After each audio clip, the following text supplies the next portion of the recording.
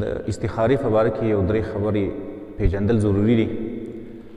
اول دا چې دا استخاره ولې کیږي، دویم د دې اهمیت څه دی، او دریم د دې طریقه څه ده.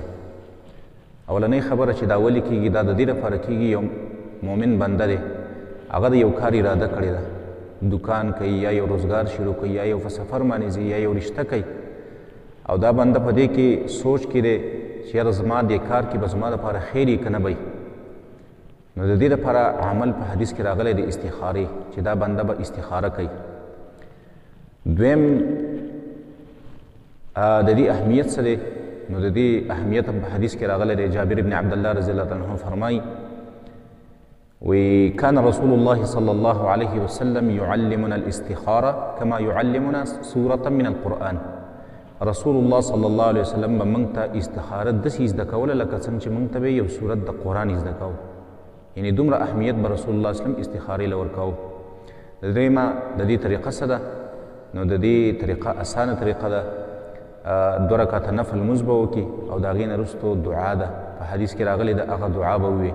د هغې دعا الفاظ داسې دي: اللهم إني أستخيرك بعلمك وأستقدرك بقدرتك وأسألك من فضلك العظيم فإنك تقدر ولا أقدر وتعلم ولا أعلم وأنت علام الغيوب. اللهم إن كنت تعلم أن هذا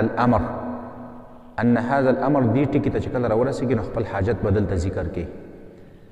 هغه حاجت که په عربۍ کې نشي بیانولی، په پښتو کې به ووایي چې دا پلانې کار کومه، دا کار خیر لی فی دینی و معاشی و عاقبت امری فاقدره لی و یسره لی ثم بارک لی فیه. و ان كنت تعلم ان هذا الامر، دلته به بیا دا خپل کار ذکر وکړي، کوم کار چې اراده تا کړې ده.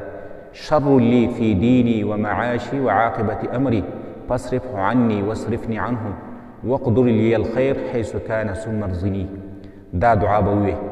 د دې نه وروستو به ستا الله پاک په زړه کې یو میلان ور واړوي دې کار طرف ته، یا به دا ستا زړه د هغې نه الله را واپس کړي، وبه ګرځئ دغه کار نه، ځکه هغه کې به ستا دپاره خیر نه وي، یا به ستا زړه الله هغه طرف ته مایله کړي، نو ته به هغه کار وکړي، الله به پرې تا قادره کړي. بیا استخاره کې دا لازمي نه ده چې دې کې به ته خوبونه ویني، خوب دا ضروري خبره نه ده.